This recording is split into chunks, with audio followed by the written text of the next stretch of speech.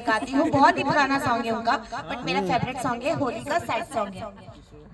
असरा धरा के तू भुला गइला राजा जी, असरा धरा के तू भुला गइला राजा जी, होलिया में काहे घरे ना आईनी सैया जी, होलिया में काहे घरे ना आईनी राजा जी, फगुनी बयरिया सैया बेधे अंग अंग में, व्याकुल मनवा रहल चाहता वे संग में, सगरी तुम आजा किरकिरा कैला राजा जी, सगरी तुम आजा किरकिरा कैला राजा जी, होलिया में काहे घरे ना आईनी पवन जी, होलिया में काहे घरे ना आईनी खेसारी जी।